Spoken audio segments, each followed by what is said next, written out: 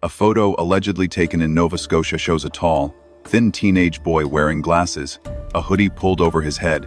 No name, no confirmation. But the resemblance is close enough that people immediately contacted the FBI and TBI. If this image is real, it rewrites everything. If it is not, then we are watching something else happen in real time. How unverified images begin to replace evidence in a missing child investigation. Today, we are not asking what people believe. We are asking what this photo actually proves and what it dangerously does not. The conversation shifted the moment the image appeared. The photograph was allegedly taken in Nova Scotia, Canada. No precise location was identified. No timestamp was presented. No photographer was publicly named. What entered the public space was not evidence in the formal sense, but an image circulated rapidly, discussed intensely, and immediately framed as potentially case-altering. The photograph shows a teenage boy. He appears tall. He appears thin. He is wearing glasses. A hoodie is pulled over his head. His posture is neutral. There is no visible interaction with another person. No distinctive action is captured. The image is static, cropped, and visually limited. Those are the only elements that can be stated with certainty. There is no indication that the image contains verified metadata. The device used to capture it has not been identified. Neither the date nor the time of capture has been confirmed. No documented chain of custody has been established. The image exists as a digital object detached from context, circulating through social channels rather than originating from an investigative release. Yet almost immediately, viewers and participants described the boy as looking very much like Sebastian Rogers. That resemblance became the engine of the conversation. The points of similarity repeatedly mentioned were specific but general: body type, height, thin frame, glasses, hairstyle partially obscured by the hood. Some referenced the shape of the jawline. Others noted the way the hoodie sat on the shoulders. One speaker claimed that the final image shown during the livestream was the closest yet. It is important to isolate what that language represents. These are not identifiers. They are visual impressions. Each cited similarity: glasses, hoodie. Slim build is common among teenage boys. None are unique markers. None constitute biometric confirmation. None can independently distinguish one individual from another. The image does not show a face clearly enough for facial recognition. The eyes lack sufficient detail. No scars, marks, or uniquely identifiable features can be confirmed from the material itself. The clothing is generic. The accessories are non-distinctive. There is no visible context connecting the subject to a specific event, location, or timeline tied to the disappearance. Even so, the response was swift and intense. As the image circulated, members of the public began reaching out to law enforcement agencies. The photograph was said to have been forwarded to both federal and state authorities. This escalation did not occur because the image contained verified identifiers, but because it prompted recognition. That distinction matters. Recognition is psychological. Identification is evidentiary. At this stage, the image produces the former, not the latter. The livestream discussion itself reveals this tension. While some participants expressed strong belief that the boy in the image was Sebastian, others immediately raised doubts. One questioned whether the clothing matched what Sebastian would typically wear. Another stated that the image was too unclear to support any conclusion. These competing reactions underscore the same core issue: the image invites interpretation, but resists verification. This is the danger zone in missing person cases, the space where resemblance begins to substitute for confirmation. There is no indication that the image was accompanied by corroborating evidence. No witness has come forward placing Sebastian in Nova Scotia. No travel records have been identified. No surveillance footage has been presented linking the individual in the image to a specific location. The photograph exists in isolation. That isolation limits its investigative value. A single static image without provenance cannot establish identity. It cannot establish movement. It cannot establish survival. It cannot establish time. It can only establish that at some point, somewhere, a person who resembles a missing child was photographed. Even that statement contains assumptions. Because the photograph's origin remains unverified, even the somewhere and some point are provisional. Nova Scotia is asserted, not demonstrated. The location is accepted because it was stated, not because it was proven. This is where the line must be drawn. Visual resemblance is not identification. It is not confirmation. It is not evidence of presence. And it is not evidence of life.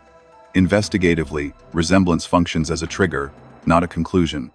It signals something that may warrant examination, but it cannot resolve anything on its own. When that boundary collapses, the case shifts from analysis to narrative. The shift is visible as it unfolds.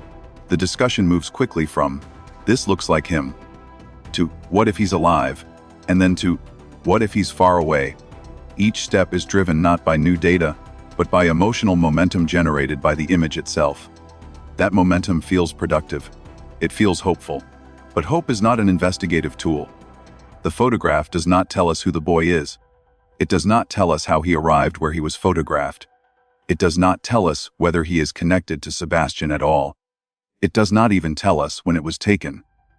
Every one of those gaps matters. At the same time, dismissing the image entirely would also be premature. Investigations do not ignore potential leads simply because they are incomplete. But they do treat them proportionally. An unverified image remains a lead, not a finding. The role of this photograph, at this stage, is to raise a question, not to answer one. Is it possible that the boy in the image is Sebastian? Yes. Is it established? No. That distinction is the foundation of everything that follows. This image did not change the case because it proved something. It changed the case because it changed the conversation. It introduced a new visual narrative powerful enough to redirect attention, emotion, and speculation. Understanding that shift how quickly an image can eclipse evidence is essential. Because from this point forward, every theory, every argument, and every claim will either respect the boundary between resemblance and identification or erase it. And once that boundary is erased, the investigation no longer follows facts. It follows images. What happens next depends entirely on whether that line is held. The power of an image does not come from what it shows. It comes from where it comes from. That is the first rule investigators learn, and it is the rule this photograph immediately violates. The image did not enter the case through an official release, a law enforcement briefing, or a documented evidentiary channel. It surfaced through a livestream host, passed hand-to-hand digitally, detached from any formal chain of custody. There was no accompanying report, no affidavit, no explanation of origin, just an assertion this photo exists, and it might matter. That alone creates the central problem. No publicly confirmed photographer has been identified. No witness has stepped forward to say, "I took this photo, at this place, on this date, and this is why." The image arrived without a human anchor. In investigative terms, that means there is no accountable source to question, no perspective to verify, and no motive to examine. A photograph without a source is not evidence. It is an object. Metadata, the invisible layer of information embedded in digital images, is one of the first tools used to authenticate photographs. Timestamps, GPS coordinates, device identifiers, file history. None of this information has been publicly presented. There is no indication that the original file was examined before circulation. What exists instead are copies, screenshots, and compressed versions, each step stripping away forensic value. If the image were genuine and recent, certain things would be expected to exist. A time and date, a specific location, not just a region or province. A vantage point where the photographer stood. A reason the photo was taken in the first place. None of those details have been established. Instead, the language surrounding the image relies on phrasing like, "people say," and "was sent in." These are not investigative statements. They are social ones. They reflect movement through a community, not verification through records. At some point, it was stated that the image had been forwarded to authorities, including the Tennessee Bureau of Investigation. That claim, even if accurate, does not elevate the image's evidentiary status. Law enforcement receives thousands of tips. Receipt does not equal validation. Review does not equal confirmation. This distinction is often misunderstood. Submitting a photograph to investigators does not mean it has been authenticated. It means it has been logged. From there, It enters a process that begins with the very questions the public is skipping: who took this, when, where, and why. Without answers, the image cannot be placed on a timeline. Without a timeline, it cannot intersect meaningfully with known facts of the case. Without intersection, it cannot advance the investigation. This is why origin matters more than appearance. If the photo truly depicted Sebastian in a different country, the evidentiary implications would be enormous. But such a claim requires more than resemblance. It requires proof of presence. Proof of presence requires corroboration. Corroboration requires traceable sources. Consider what would normally exist if this image were authentic. There would be at least one identifiable witness, the person who took the photograph. That individual would have a memory of the encounter, how long they observed the subject, what drew their attention, what context surrounded the image. They could describe clothing beyond what appears in frame. They could describe behavior. They could clarify whether the subject spoke, moved, or interacted with others. There would also be environmental context, background elements, landmarks, storefronts, signage, terrain, anything that independently confirms location. A province is not a location. A street is. A building is. A camera angle near a recognizable place is. There would be technical context as well. Original file size, resolution, compression history. All of these factors help determine whether an image is recent, altered, or recycled. None of this has been presented publicly. Instead, the image floats. That floating quality is not neutral. It actively weakens the case. In missing person investigations, unverified images often generate false momentum. They redirect attention. They encourage theories that expand outward across borders, across jurisdictions without the evidentiary weight to support such expansion. Resources shift. Focus blurs. The core facts of disappearance risk being overshadowed by possibility. This does not mean the image should be ignored, but it must be placed in its correct category, an unverified lead with no independent foundation. Investigators do not ask, "Does this look like him?" They ask, "Can this survive scrutiny?" At present, this image cannot stand on its own. It requires external validation from every direction: source confirmation, technical authentication, and contextual corroboration. Without those elements, the photograph functions as a suggestion, not a data point. The danger is not that the image exists. The danger is that it is treated as if it explains something. When an image appears without origin, it invites belief to fill the gap. Belief feels like progress. But belief does not withstand cross-examination.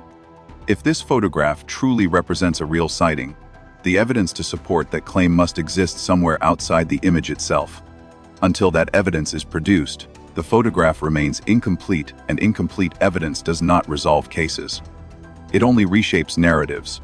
And narratives, once established, are difficult to undo. That is why the question of origin is not secondary. It is central. Before asking who is in the image, the investigation must answer a more fundamental question. Where did this photo actually come from? Until that question is answered with records instead of repetition, the image remains what it is now: compelling, unsettling, and investigatively insufficient. Nova Scotia matters because it is not nearby. The moment Canada entered the conversation, the case crossed an invisible but critical boundary. An international border is not a symbolic line. It is a physical, legal, and logistical barrier that radically changes what must be proven. Distance alone does not create significance. Borders do. From the place where Sebastian Rogers vanished, Nova Scotia is not a casual endpoint. It is not a place someone simply drifts into. Reaching it requires movement through structured systems, transportation networks, border controls, documentation checks, and human assistance. Every one of those systems generates records. Every one leaves traces. That is why Nova Scotia matters. But it is also why, without evidence, it doesn't. Distance has a psychological effect on missing person cases. The farther away a sighting is claimed to be, the more hope people project onto it. Far begins to feel like survival. Near begins to feel like finality. This is an emotional pattern, not an investigative one.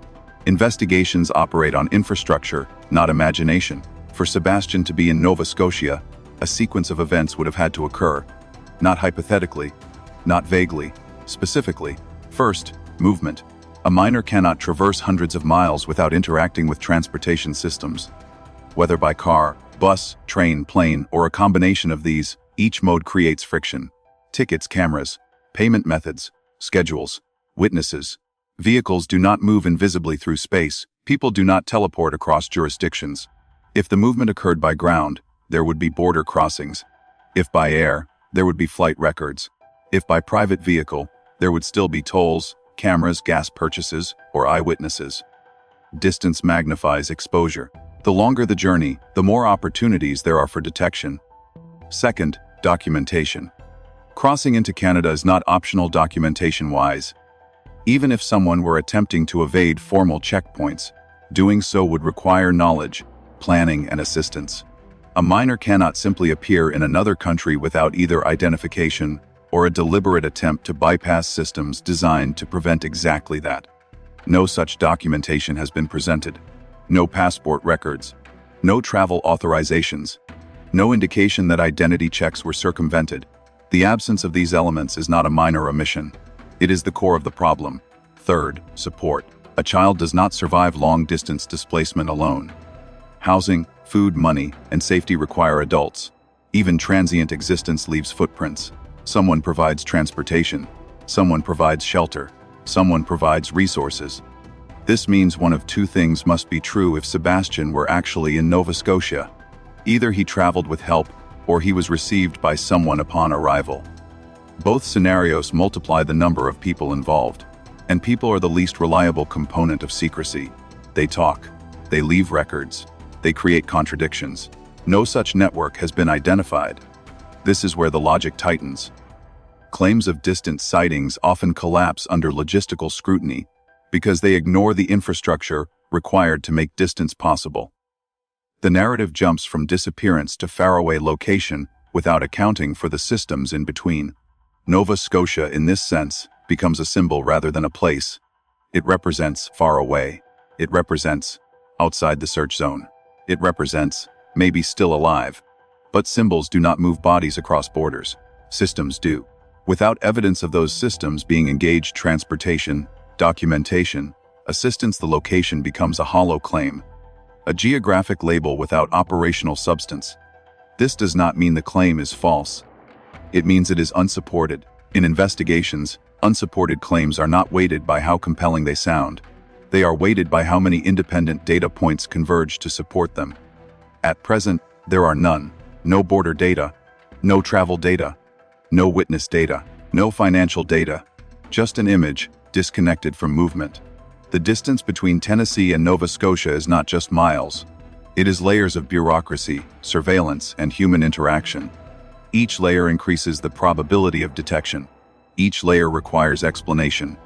When those explanations are absent, distance stops being hopeful and starts being implausible. There is another critical factor often overlooked: time. A distant sighting implies a timeline. It implies when the travel occurred, how long it took, and what happened in between.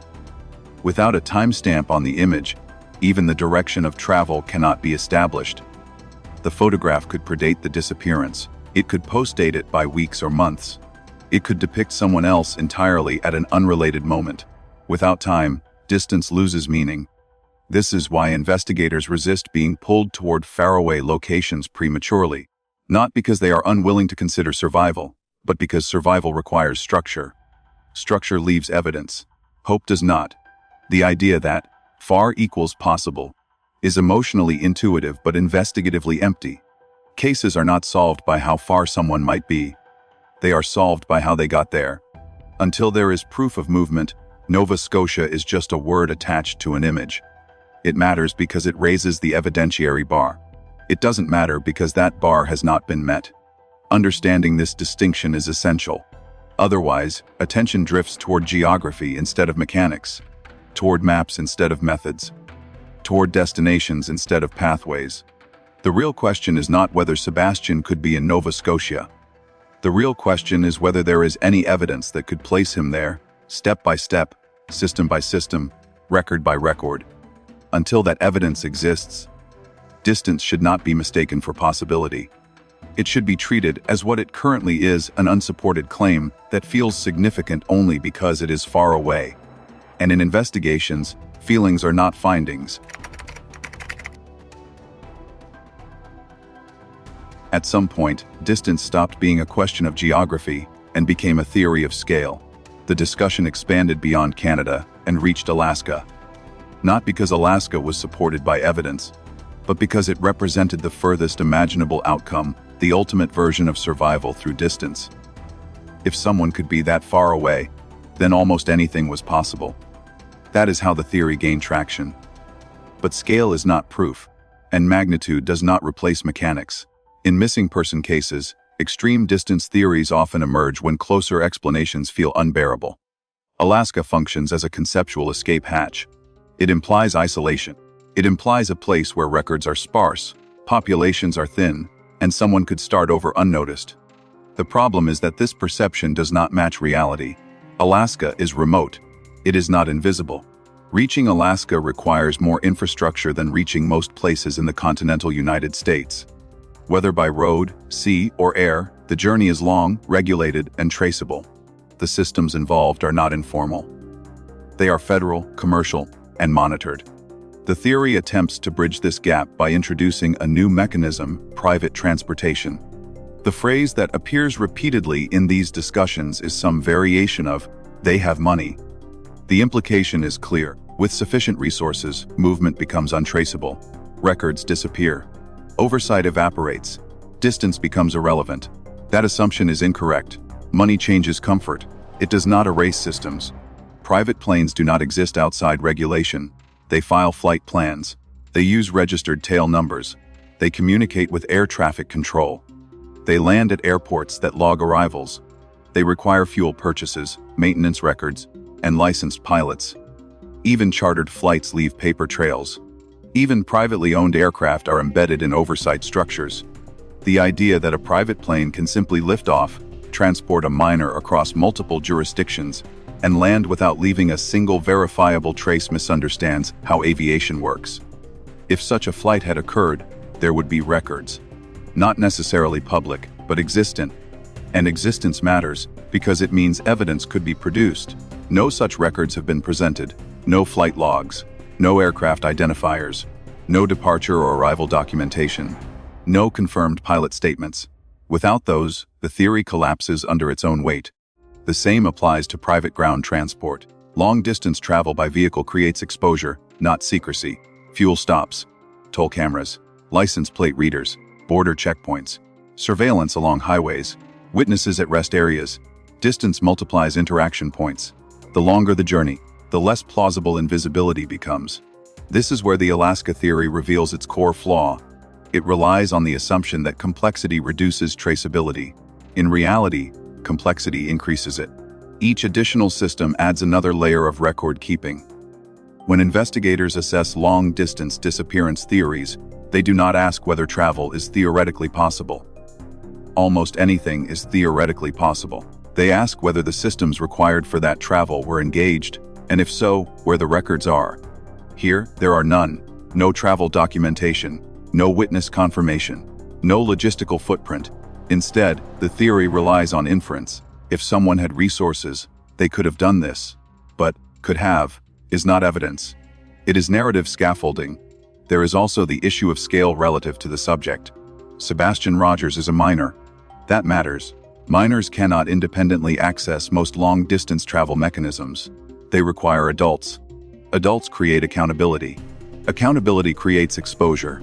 For the Alaska theory to be viable, it would require not just movement, but coordination, planning, timing, silence from everyone involved, no mistakes, no leaks, no documentation surfacing later.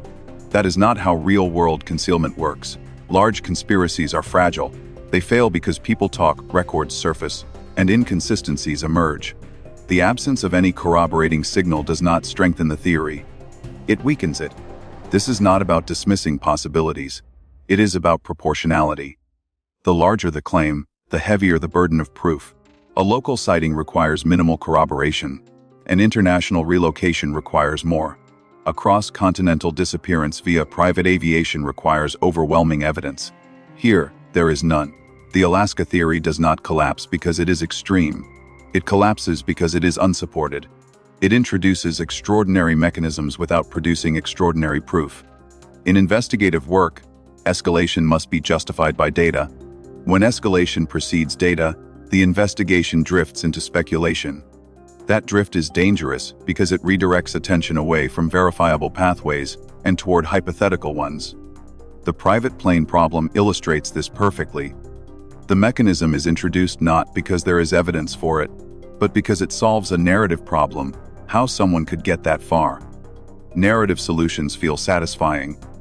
Investigative solutions are not designed to feel satisfying. They are designed to be testable. This one is not. No records to examine, no witnesses to interview, no timelines to verify. Without those elements, the theory cannot be interrogated. And if it cannot be interrogated, it cannot be advanced. That is the investigative value of confronting this theory directly. It demonstrates a principle that applies far beyond this case. The more expansive a claim becomes, the more disciplined the evidence must be. Big theories demand hard proof.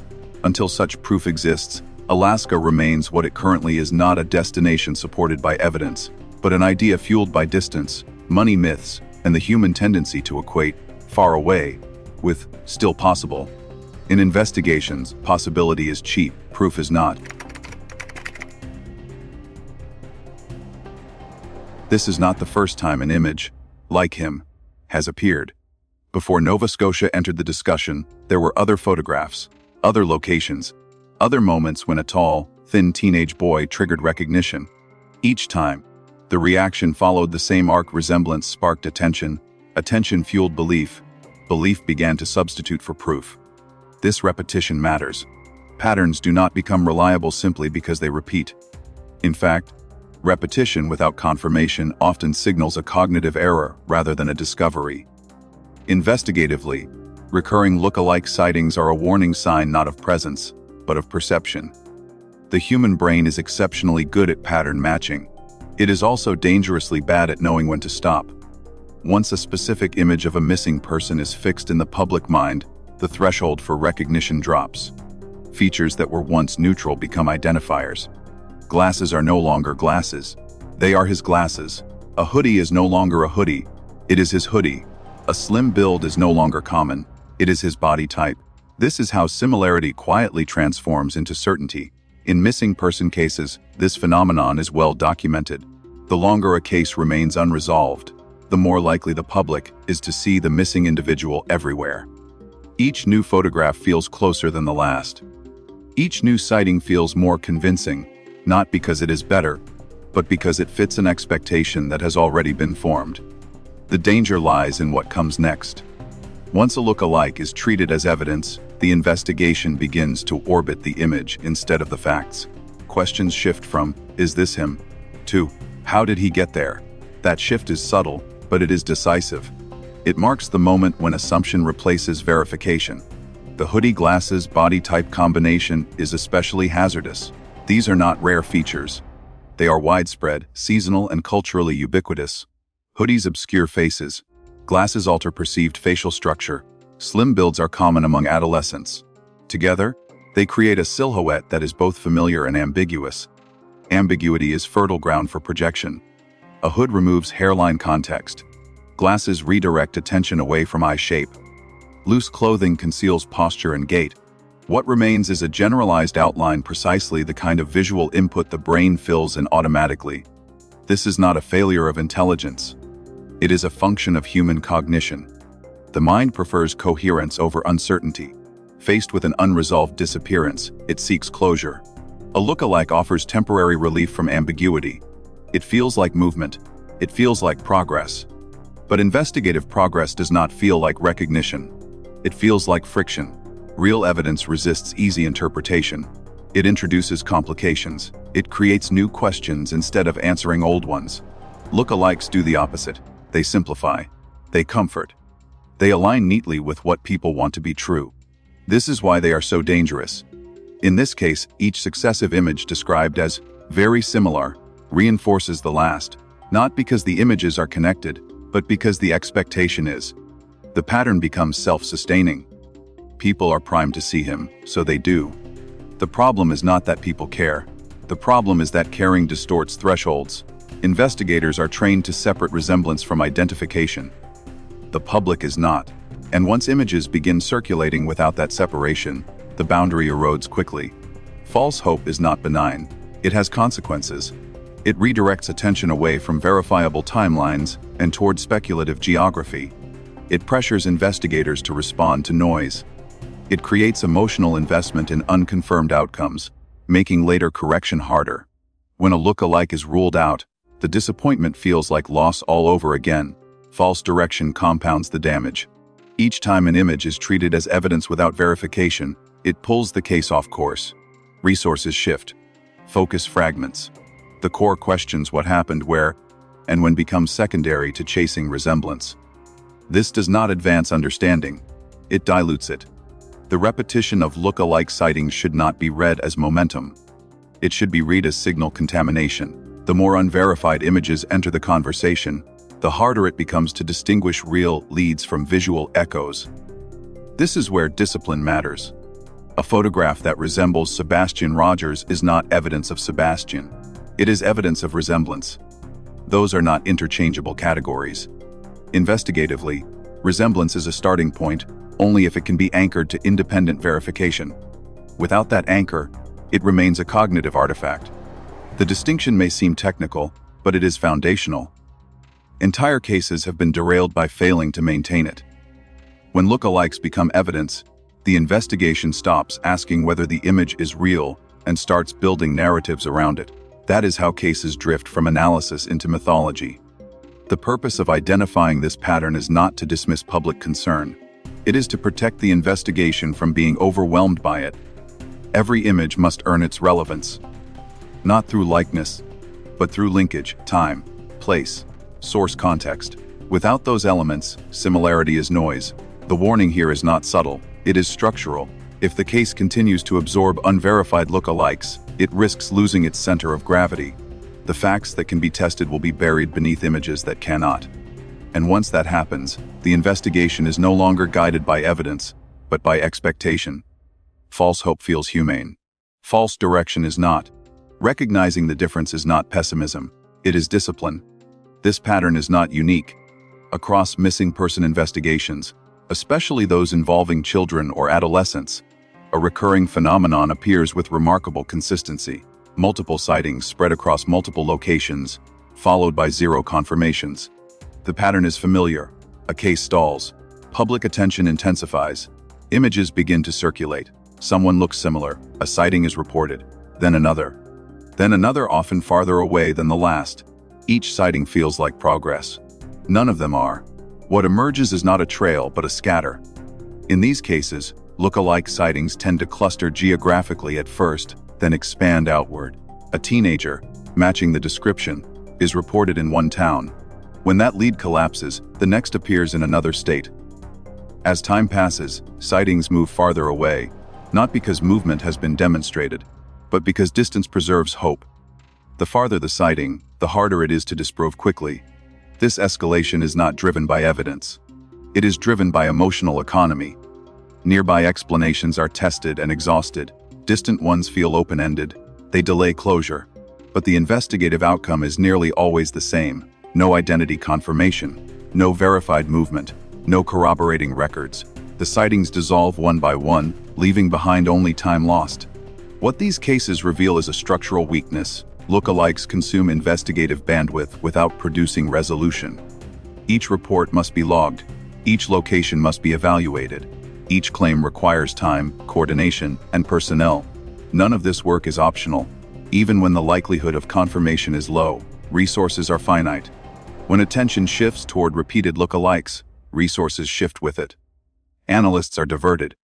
Field checks are conducted. Interagency communication increases. Jurisdictional complexity multiplies. All of this effort is expended on leads that ultimately collapse under verification. The cost is not theoretical. Time spent chasing visual similarity is time not spent re-examining the original disappearance. Not spent refining timelines. Not spent testing physical evidence. Not spent resolving contradictions closer to the point of origin. This is how cases drift. The most damaging aspect of this pattern is not the false sightings themselves. It is the illusion they create. Each look-alike produces the sense that the case is active, moving, evolving. In reality, it is circulating. Circulation is not progress. In retrospect, many investigations affected by this pattern show the same arc: intense public engagement, repeated reported sightings, increasing geographic spread, and eventual realization that none of the sightings could be substantiated. By the time that realization sets in, months or years may have passed. The public often interprets this as investigative failure. In truth, it is an investigative burden imposed by perception. Law enforcement cannot ignore tips, but it cannot allow tips to redefine strategy. This is why experienced investigators treat look-alike sightings with extreme caution. Not because they are impossible, but because they are statistically unreliable. Visual similarity alone has a poor track record of producing confirmation, especially when unaccompanied by independent evidence. The lesson from precedent is not subtle. Multiple sightings do not strengthen a claim when none can be confirmed. They weaken it. Each unverified sighting increases noise. Noise obscures signal. And once signal is buried, recovery becomes difficult. This is why disciplined investigations prioritize convergence over volume. One confirmed data point outweighs 10 unverified impressions. One corroborated movement matters more than a dozen visual matches.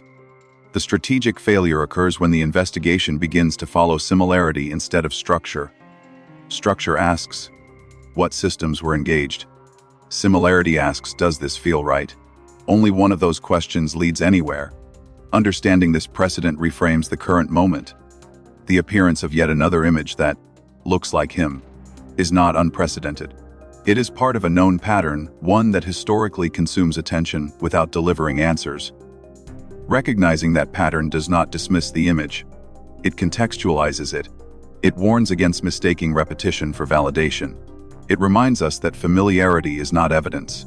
And it underscores why investigators insist on standards that feel frustratingly high. Those standards exist because the alternative has already been tested repeatedly and failed.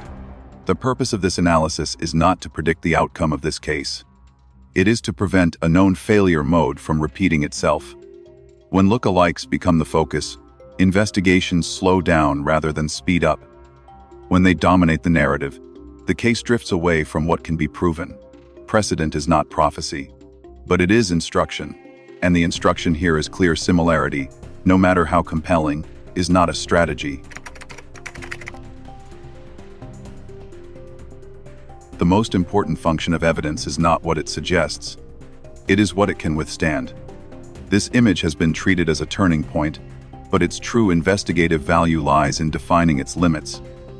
Before asking what the photograph might imply, it is necessary to state clearly what it does not prove. Without that boundary, the case risks drifting from analysis into assumption. First, the image does not prove that Sebastian Rogers is alive. A photograph captures a single moment in time. Even when the subject is positively identified, which has not occurred here, it only establishes existence at the instant of capture. It does not establish survival beyond that moment. In this case, the problem is even more basic.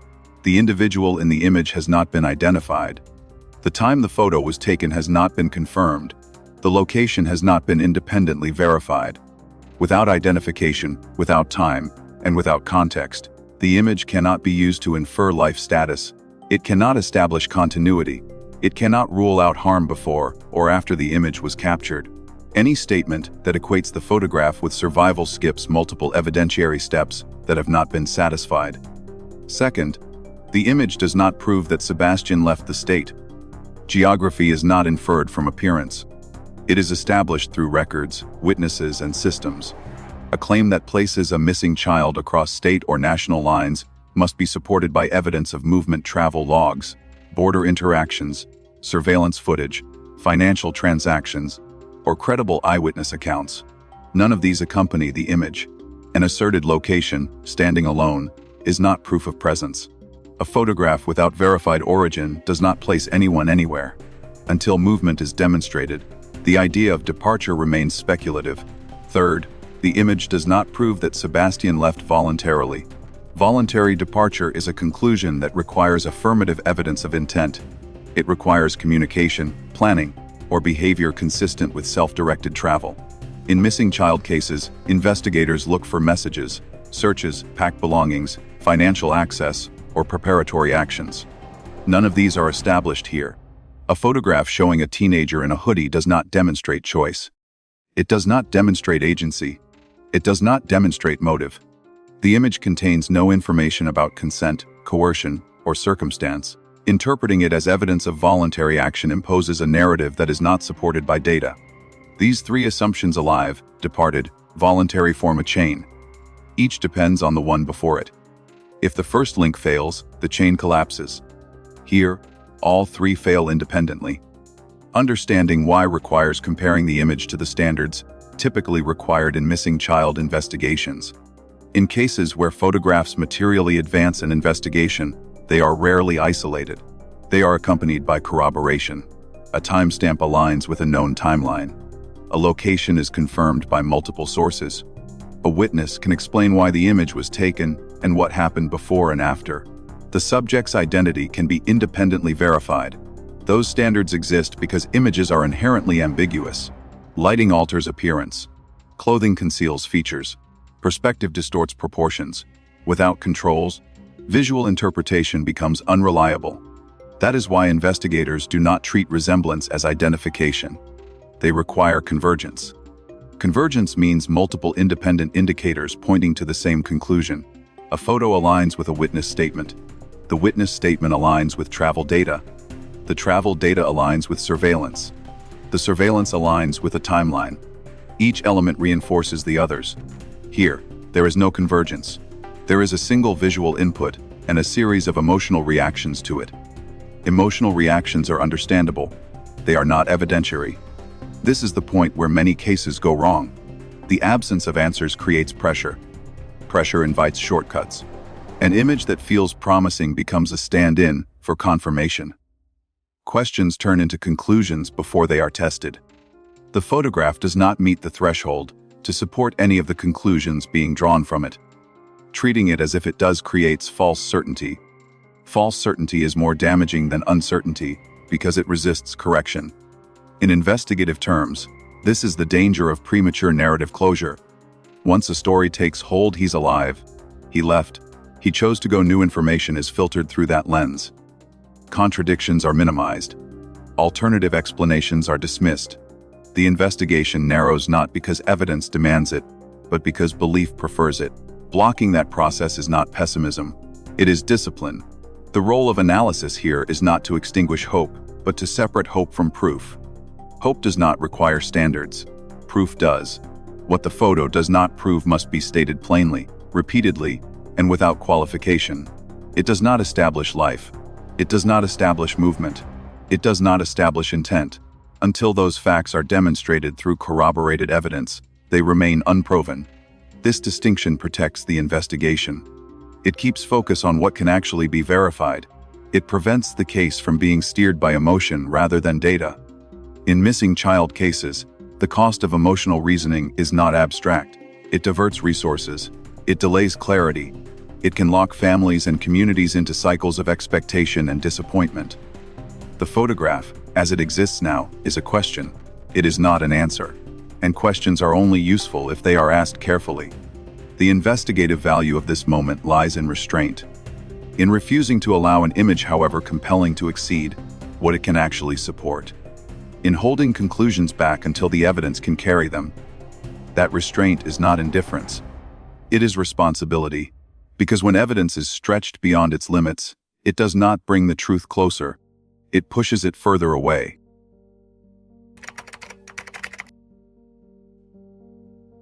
At a certain point, the image stops being the subject. The conversation shifts. What began as visual analysis gradually turns into attribution. Attention moves away from what can be verified and toward who might be responsible. The focus drifts from the photograph itself to interpretations of behavior, character, and motive, particularly those of the family surrounding Sebastian Rogers. This transition is not accidental. It follows a familiar pattern in unresolved cases. When evidence stalls, narrative accelerates. In public discussions, the photograph becomes less important than the emotional energy it releases. Once the image fails to deliver certainty, that uncertainty seeks another outlet. It often lands on people, specifically on how people behave, what they say, what they do not say, and how those actions are interpreted. This is where commentary replaces investigation. This shift is not driven by malice. It is driven by mechanics. Social media does not verify information. It amplifies it. And amplification creates a powerful illusion that repetition equals confirmation. It does not. In online environments, especially live stream-based discussions, information moves horizontally, not hierarchically. A statement is not elevated because it is proven, but because it is repeated. Each repetition strips away uncertainty. What begins as "someone said" quietly becomes "everyone is saying." At no point does new evidence enter the system, but confidence increases anyway. This is how a lead turns into what feels like truth. Livestream dynamics accelerate this process. Unlike written reporting or formal briefings, live streams operate in real time, under pressure to fill silence. Speculation is not a byproduct, it is fuel. Each comment prompts another. Each theory invites expansion. Hesitation feels like failure to engage. In that environment, caution sounds weak. Certainty sounds persuasive. When one participant asserts an idea, others respond not by checking records, but by reacting emotionally. Agreement is visible. Disagreement is often buried. The platform rewards momentum, not accuracy. Comments compound the effect. Once an idea enters the comment stream, it begins to echo.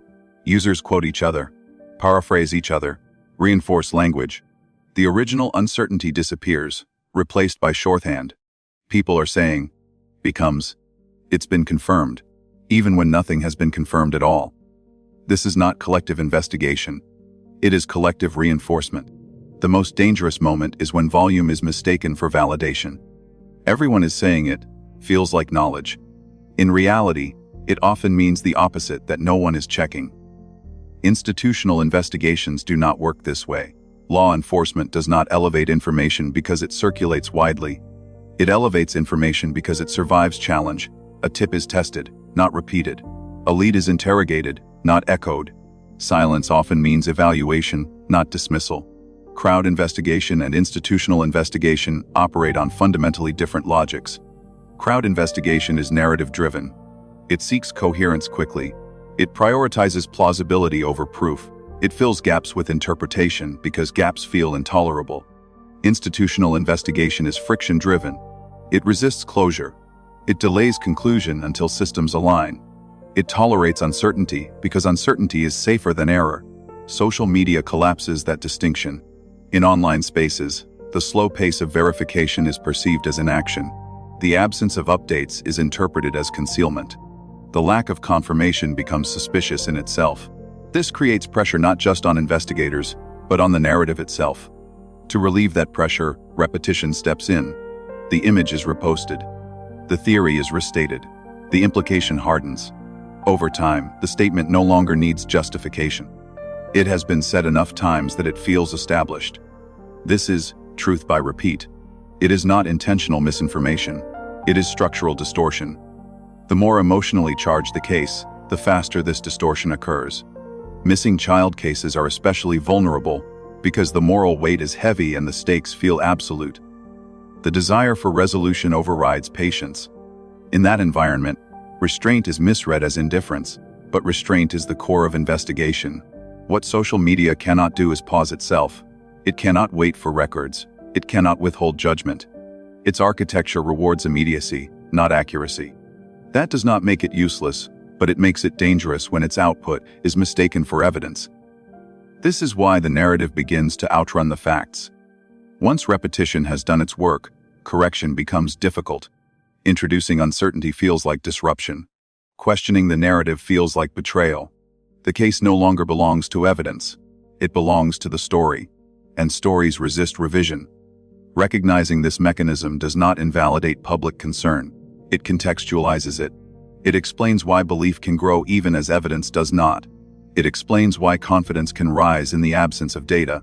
Most importantly, it explains why investigators cannot follow the crowd. They are not ignoring it. They are insulating the case from it.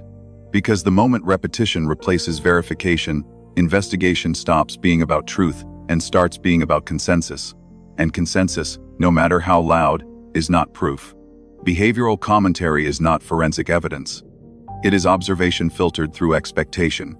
Tone of voice, timing of statements, perceived cooperation, or lack thereof. These elements are frequently cited as indicators of guilt or innocence, but they are not evidence in the legal or investigative sense. They do not establish events. They do not establish timelines. They do not establish causation.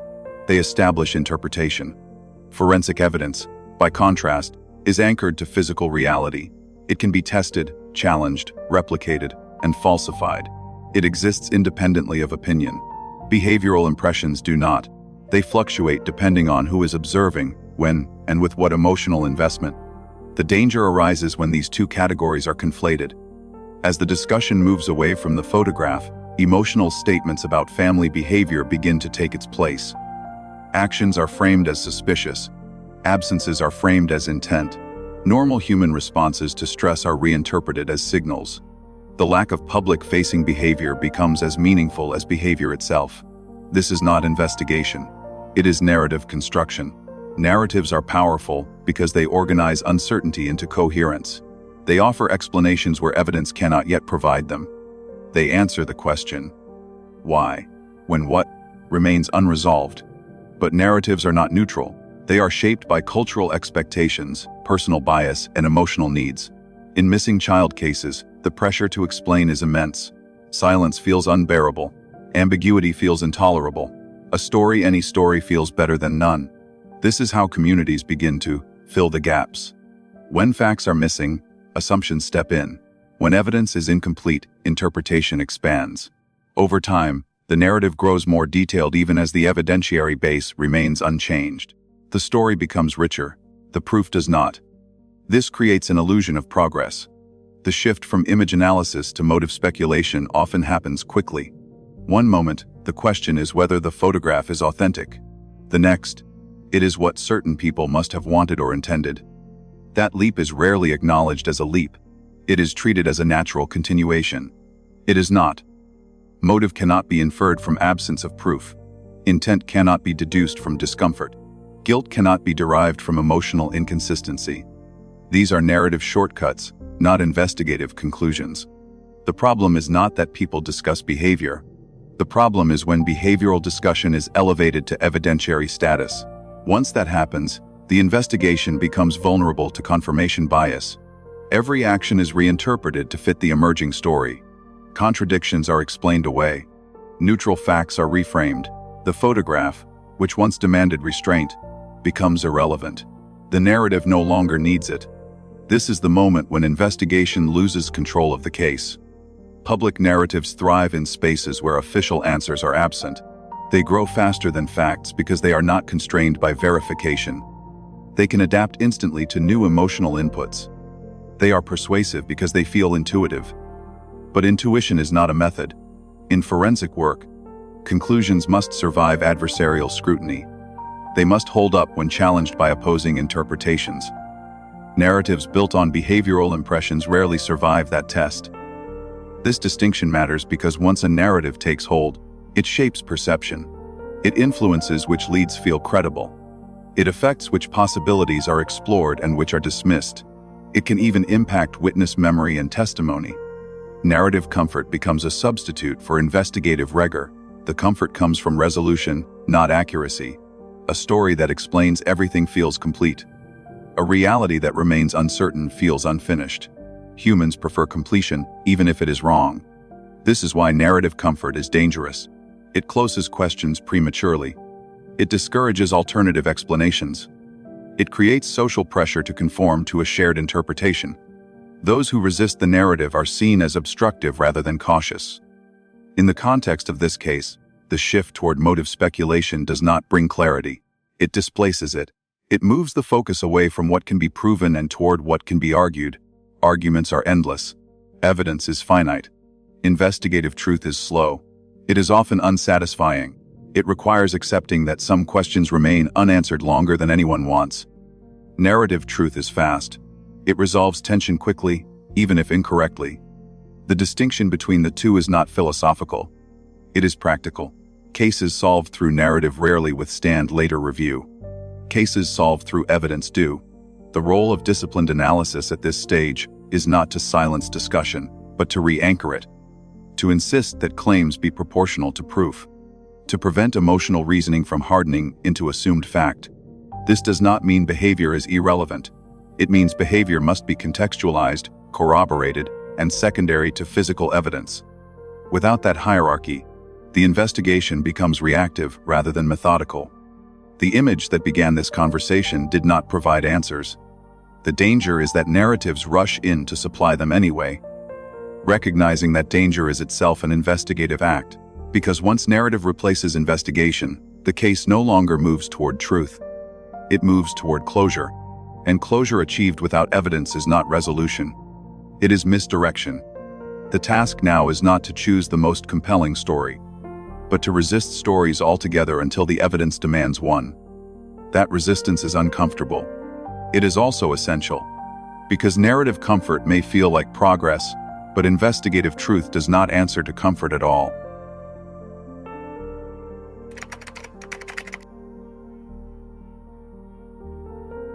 When speculation exhausts itself, only questions remain. Not the questions that soothe the uncertainty, not the questions that invite narrative, but the questions that force evidence to surface or fail. Before asking whether this photo proves anything, it is necessary to understand what real confirmation would actually require. Not in theory, not in optimism, but in practice. Confirmation is not a feeling.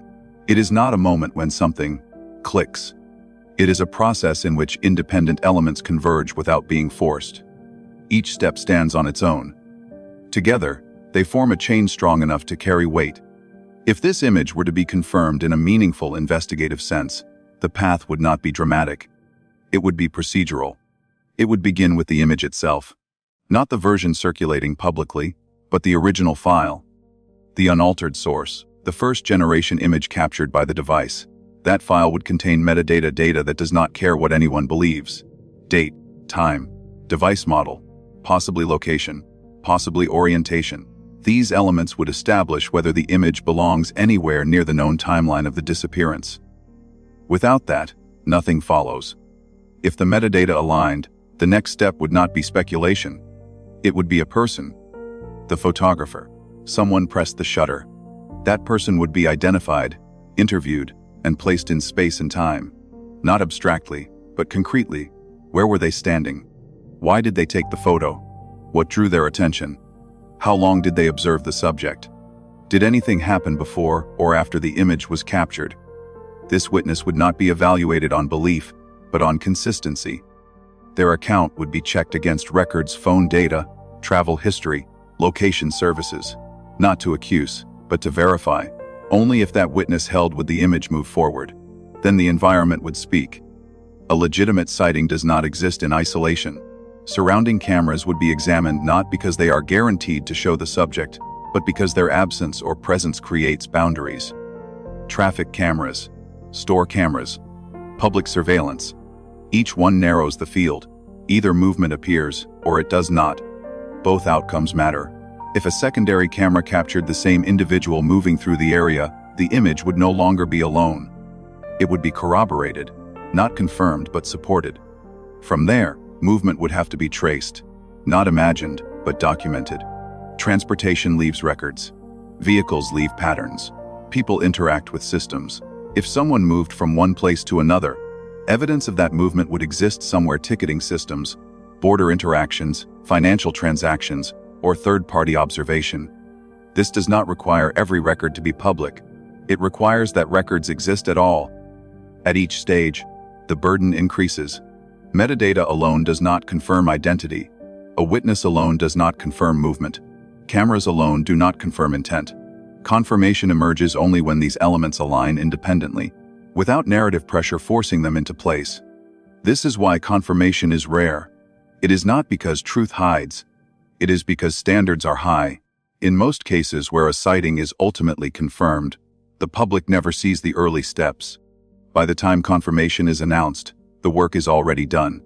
The convergence has already occurred. The announcement is the final act, not the first. What is happening here is the reverse. The announcement came first. The convergence has not.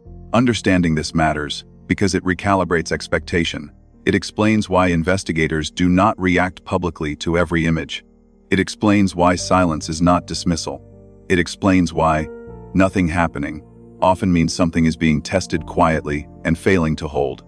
If confirmation were easy, it would happen constantly. It does not. And that difficulty is not a flaw in the system. It is the system doing its job. This framework does not assert that such confirmation exists in this case. It does not claim that the steps above have occurred. It simply establishes what confirmation would look like if it did. Without these steps, certainty is an illusion. And illusions, no matter how comforting, do not solve cases. What follows next are not opinions. They are questions.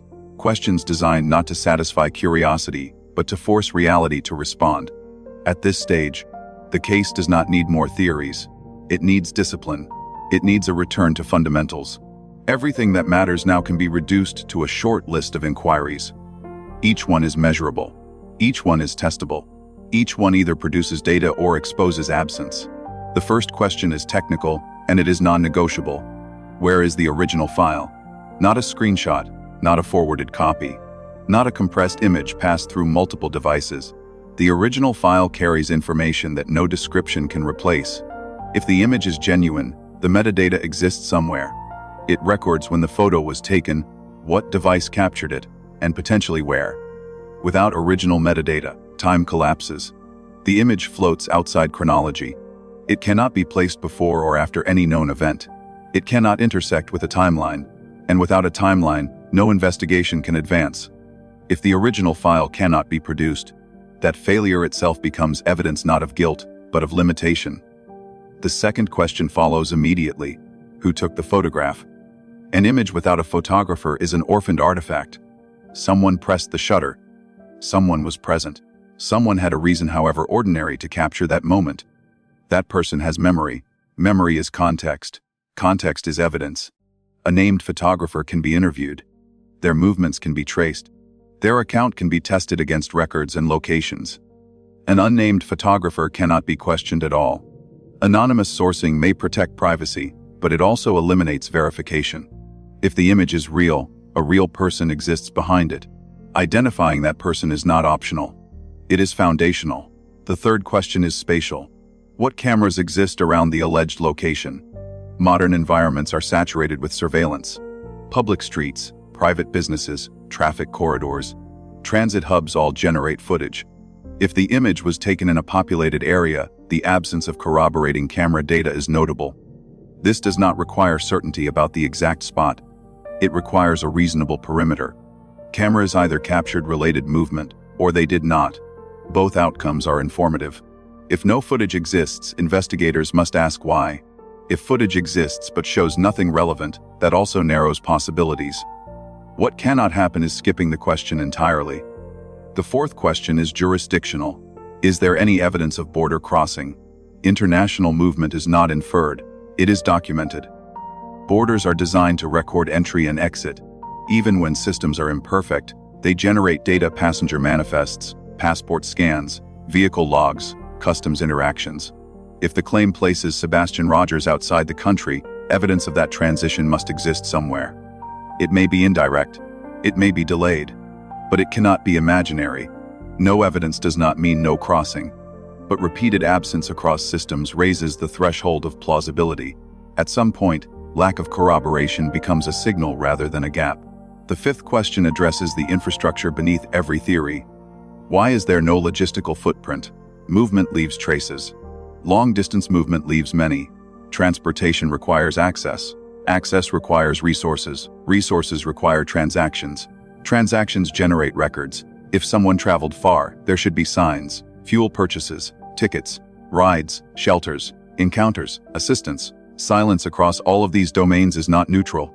It is a data point. This is where large theories often fail. They imagine invisibility where systems create exposure. They assume complexity erases records, when it usually multiplies them. The absence of logistics does not prove an alternative explanation, but it does weaken claims that depend on extensive movement. These questions are not rhetorical, they are procedural. Each one can be pursued without speculation. Each one either yields evidence or clarifies limits.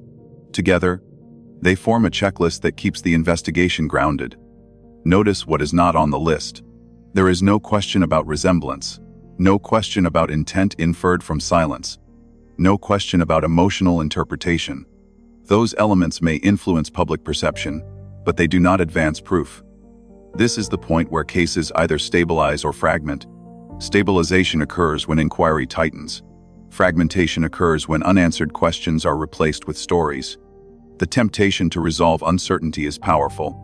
But resolution without evidence is not resolution at all. It is substitution. The image at the center of this discussion has done one thing effectively.